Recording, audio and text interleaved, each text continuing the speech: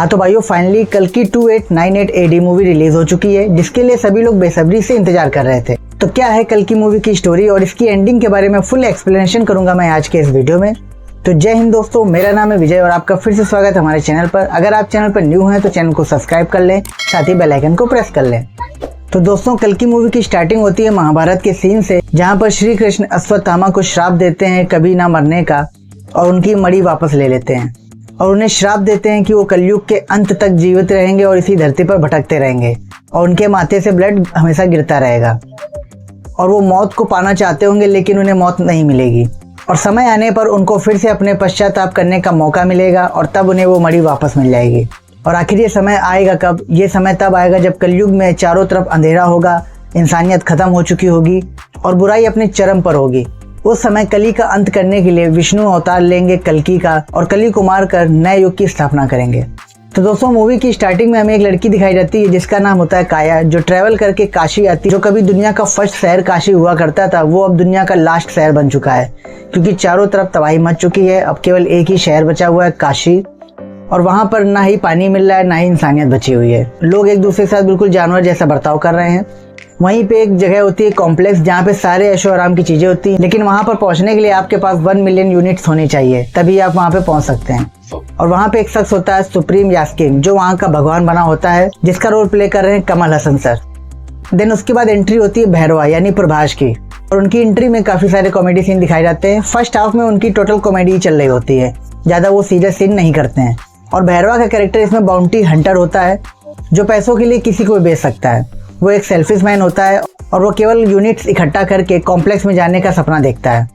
Complex में सारी ladies को एक साइड कर दिया जाता है और उसके बाद उन पर एक्सपेरिमेंट किया जाता है। अगर कोई लेडी 120 डेज तक प्रेग्नेंट रहती है और वो जीवित रहती है तो उस पर एक्सपेरिमेंट किया जाता है, और अगर वो जिंदा रही तो ठीक है, वरना उसको मार दिया जाता है।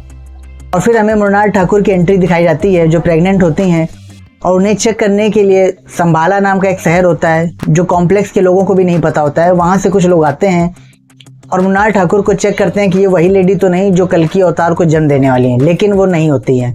मूवी का फर्स्ट हाफ काफी स्लो चलता है और स्टोरी काफी भटकती हुई नजर आती है, और जैसे ही सेकेंड हाफ आता है उसके बाद आपका इंटरेस्ट इस मूवी के लिए काफी ज्यादा बढ़ जाएगा और मूवी में तेजी भी आती है। जब हमें अश्वत्थामा का कैरेक्टर इंट्रोड्यूस कराया जाता है, उस समय मूवी काफी पीक पे होती है और आपको अश्वत्थामा का कैरेक्टर काफी ज्यादा बेहतरीन लगने वाला है। इसमें अमिताभ बच्चन ने काफी बेहतरीन तरीके की परफॉर्मेंस दी हुई है। इसमें हमें दीपिका पादुकोण का कैरेक्टर काफी लीड रोल दिखाया गया है। इसमें दीपिका पादुकोण 150 डेज तक प्रेग्नेंट रहती हैं और किसी को कानो कार खबर नहीं होती है।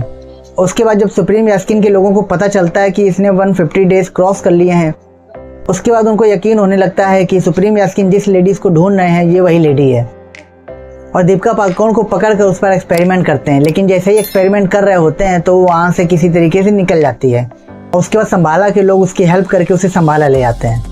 एंड इस मूवी में दिशा पाटनी का भी रोल दिखाया गया है, थोड़ा सा रोल है, लेकिन उनके आखिरी सीन में कुछ थोड़ा सा इंपॉर्टेंट चीज दिखाई गई है। उसमें कॉम्प्लेक्स के सोर्सेस को दिखाया गया है कि कहाँ से वो सोर्सेस लेते हैं, कहाँ से उनको एनर्जी मिलती है, जो काफी इंपॉर्टेंट चीज है भैरवा के लिए, ताकि अगर जब वो कॉम्प्लेक्स को डिस्ट्रॉय करना चाहेंगे तो उन्हें पता होना चाहिए। तो ये जानकारी उनके लिए काफी हेल्पफुल रहने वाली है।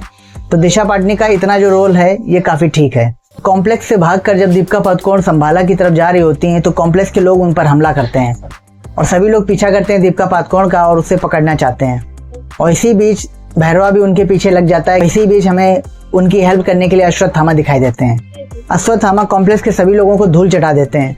थोड़ी बहुत जो टक्कर लेते भी हैं वो लेते हैं भैरवा। भैरवा और अश्वत्थामा के बीच काफी फाइट्स होती हैं, जिसमें अश्वत्थामा ऊपर ही रहते हैं। भैरवा टक्कर तो देते हैं लेकिन जीत नहीं पाते हैं, और फिर वो संभाला तक पहुंच जाते हैं।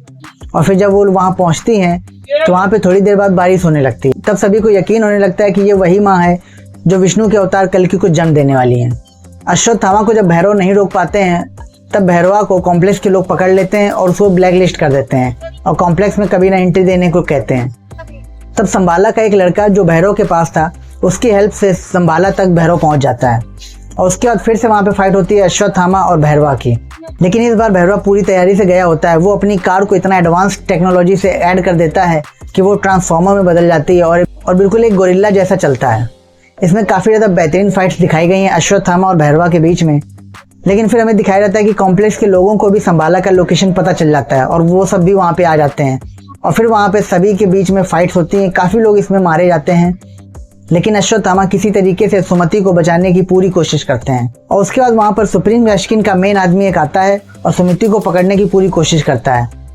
तब अश्वत्थामा को पूरी तरीके से जकड़ लेता है और सुमति को लेके जैसे ही जाने वाला होता है तो भैरवा बेहोश पड़ा होता है और उसके पास एक पत्ती टूट कर आती है और वो जो छड़ी जो अश्वत्थामा के पास थी वो उसके हाथ पे गिरती है। उसके बाद उसमें काफ़ी ज़्यादा पावर्स आ जाती हैं और वो एक शक्तिशाली आदमी बन जाता है और फिर वो फाइट करके सुप्रीम यास्कीन के जो मेन आदमी था उसको मार देता है और सुमति को बचा लेता है। और ये जो पावरफुल आदमी बना है ये कोई और नहीं बल्कि अश्वत्थामा का मित्र कर्ण होते हैं। देन उसके बाद हमें कुछ महाभारत के सीन भी दिखाए जाते हैं जिसमें अर्जुन और कर्ण की फाइट दिखाई जाती है। इसमें अर्जुन ऐसा वार करते हैं कि कर्ण का रथ 10 कदम पीछे चला जाता है और कर्ण जब वार करते हैं तो अर्जुन का रथ 2 कदम पीछे चला जाता है। देन उसके बाद अर्जुन अपनी तारीफ कर रहे होते हैं, श्री कृष्ण से कहते हैं कि मेरे एक वार से कर्ण का रथ 10 कदम पीछे चला गया और कर्ण के एक वार से मेरा रथ केवल 2 कदम ही पीछे गया है।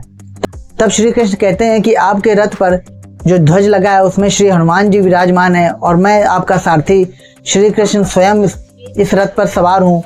उसके बावजूद कर्ण के वार से अगर 2 कदम पीछे आपका रथ चला गया है तो इसका मतलब है कि कर्ण बहुत ज़्यादा शक्तिशाली है।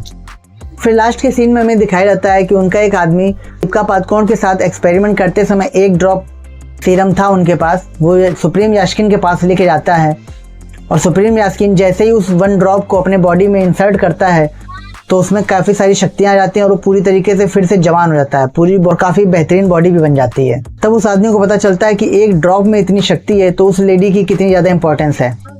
तब सुप्रीम यास्कीन कहते हैं कि अब मैं खुद ढूंढूंगा उस लेडी को और फिर वो उस धनुष को उठा लेता है जिसे अभी तक कोई भी आदमी टच नहीं कर पा रहा था। तो दोस्तों मूवी का सेकेंड हाफ इतना ज़्यादा इंटरेस्टिंग है कि आप उससे पूरी तरीके से इंगेज रहेंगे और आप जरा सा भी नहीं भटक पाएंगे। तो दोस्तों मूवी तो मुझे काफ़ी बेहतरीन लगी। इस मूवी के डायरेक्टर नाग अश्विन का विज़न कितना ज़्यादा हाई है ये तो आप समझ सकते हैं इस मूवी को देखकर। उन्होंने काफ़ी कुछ बड़ा सोच रखा है इस मूवी के लिए।